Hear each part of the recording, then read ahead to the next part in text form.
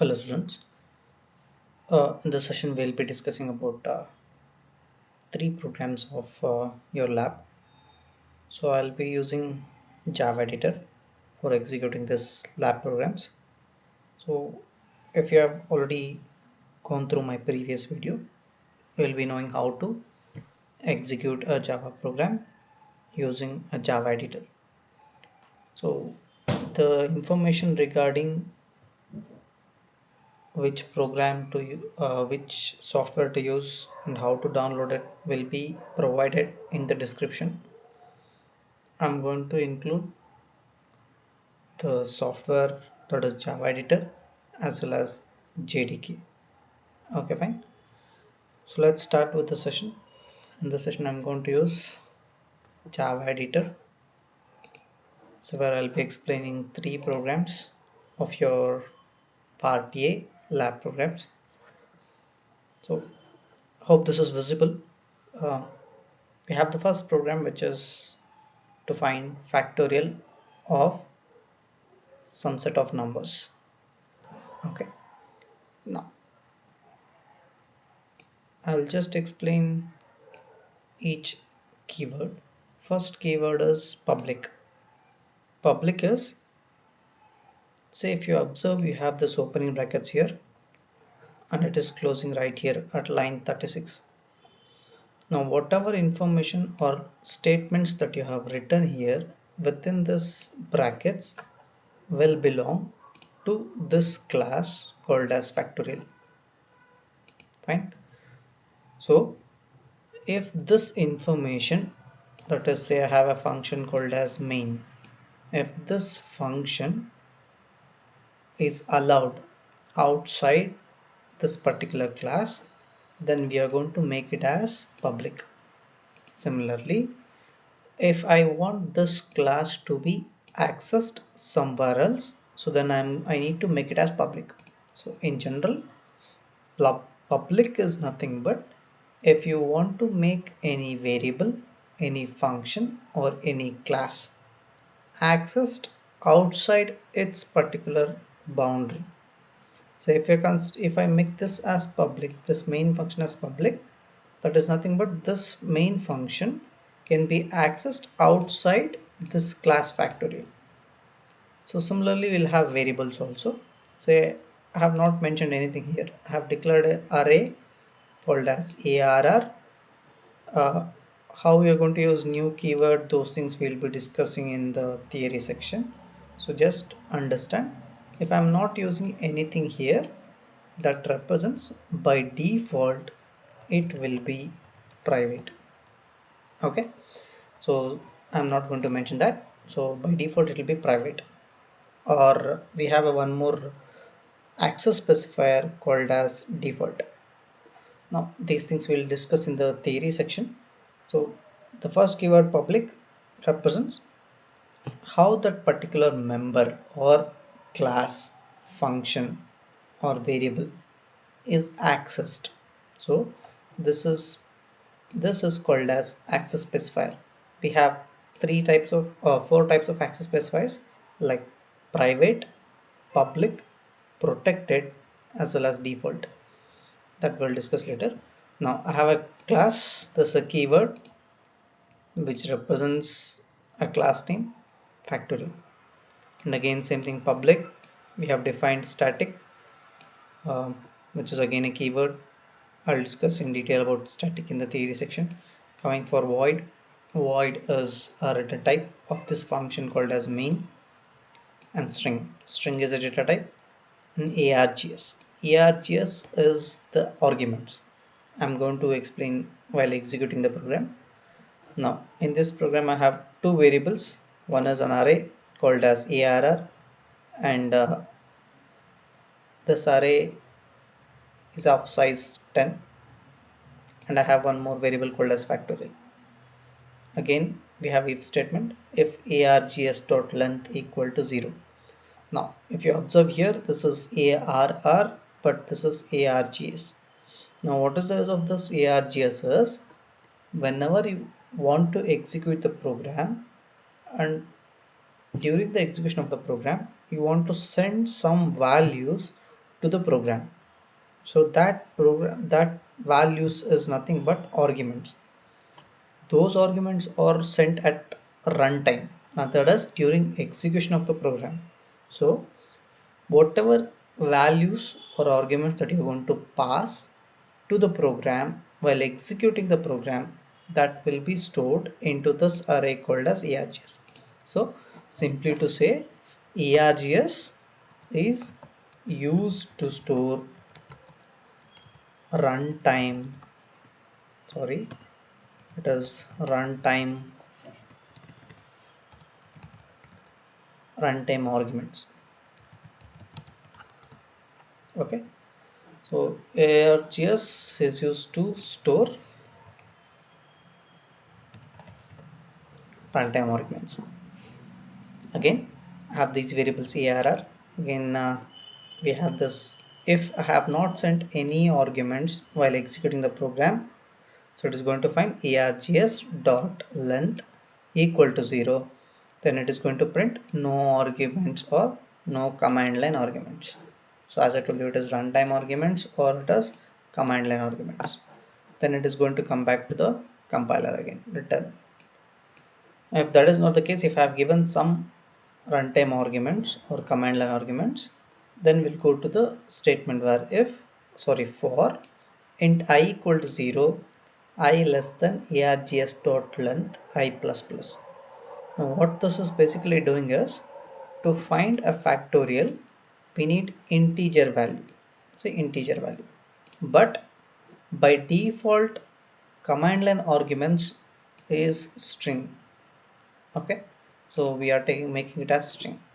So we have something called as type conversion. So what does type conversion is? When you want to convert from one data type to other data type. Now args is string, I am converting that into integer, so that I am using integer dot parseInt. What is the statement integer dot parseInt? It is nothing but we are going to convert a given data to integer, and it is going to be stored into arr of I. Okay, so this is clear. This line is used for type conversion, where we'll be converting data from one type to other type. Again, in the second for loop, we are going to find the that is factorial. So what is this basically doing is, if I mention some value, say while giving the input, I'll give the, while execute the program, I'll give something like 2 space 10. So whenever I mention like this 2 space 10 or 2 enter 10, something like this, 2 is first argument, 10 is the second argument. Between these 2 and 10, how many elements are there? For each and every element it is going to find factorial. Say for example, for 2 factorial will be, let us say 2 factorial will be 2 again. Okay, again if you consider second thing, if I give the value as 3 factorial, it will be like 3 into 2, which is 6. Again if I give 4 factorial, which is 3 into 4 into 2, that is 4 3s are 12 and 12 2, so it will be like 24, so on. It will continue till 10, because I have given the value from 2 to 10. So this is what our program is about. I'm not going to give a single number, I'm going to give two numbers, one is 2, other one is 10. It is going to find all the factorial between 2 to 10. Okay, fine. So this is our logic there for finding the factorial of those elements. Hope this is clear. Now we'll just save the program. So to save the program, I'll go to say documents. In documents I'm going to name it as factorial. You can observe the class name is factorial. Again what I'm saving it as is factorial. It should be same. Okay, fine. Now click on save. Now it is saved. We are going to compile the program. So before that it is asking me to save the other programs too. I'll move to store it, save it as sorting.java. Again I have one more file which is prime, so I'll going to save that also, which is prime.java. Okay. Now our program is factorial. I'm going to compile that program. Once I compile that program, I'm going to get the result as if you are able to see this.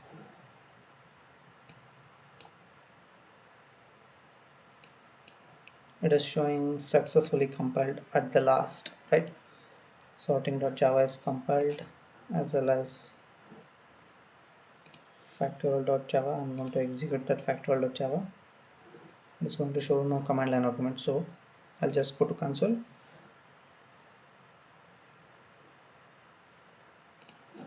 We need to execute this program, which is factorial. So I'll just open command prompt. In the command prompt, since I need to send the arguments, so I cannot execute directly in the editor, so I'll come to this place where I'll have my file where you can see users, username, and then documents. In documents I have the file called as factorial, so I need to compile the program, so I'll be writing java c space, my program is factorial.java.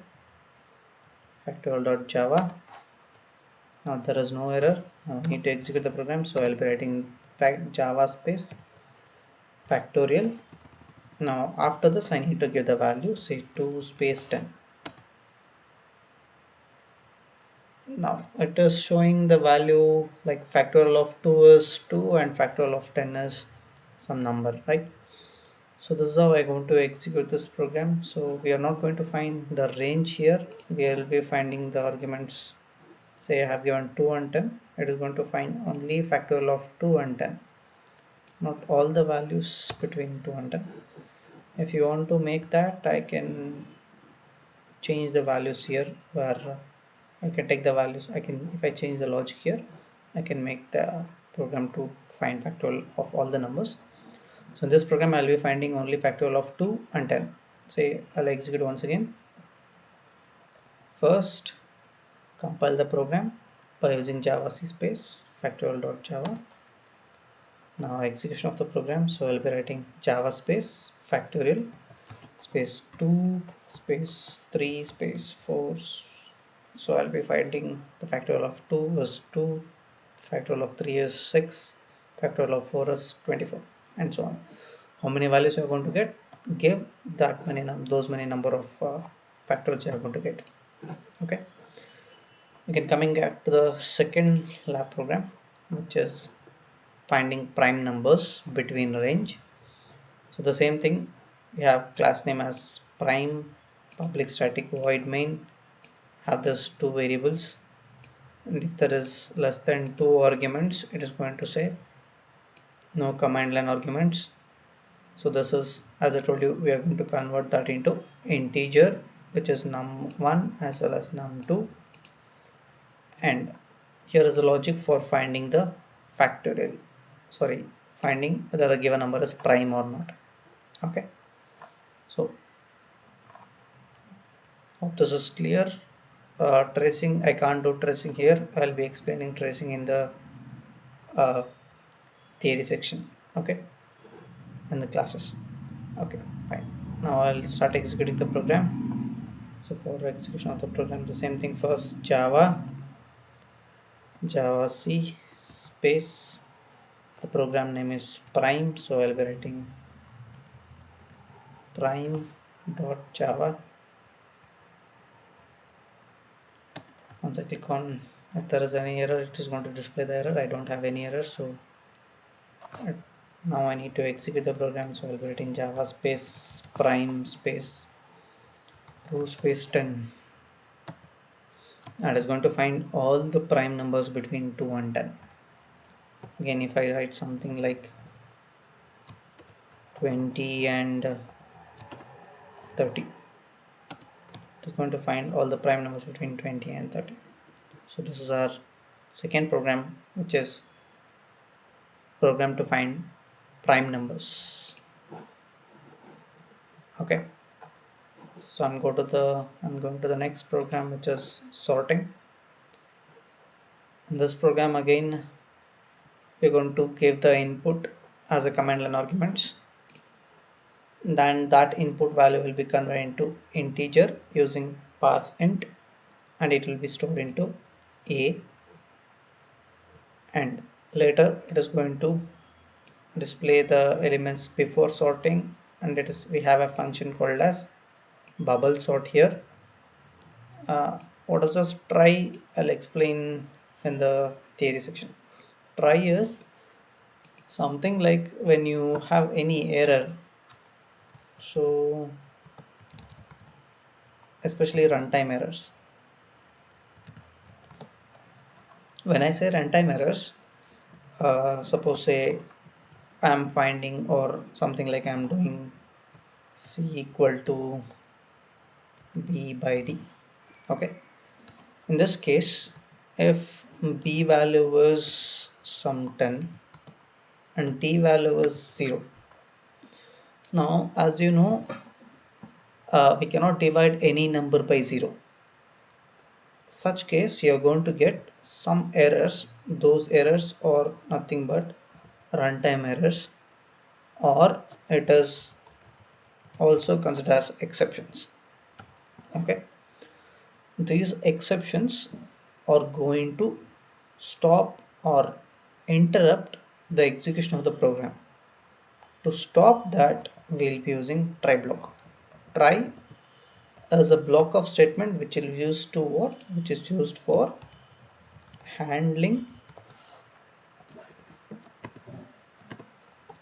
which is used for handling the exception. Sorry, which is used for handling the exceptions. Or whatever statements I have written within this opening brackets and closing brackets of try, if there is any runtime error here, that will be handled by the compiler, and that related type of errors information will be sent to the programmer so that he can change the information.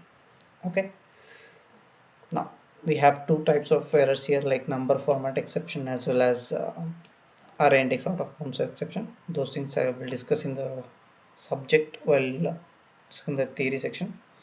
Now I have this main function, and I have one more function called as bubble sort.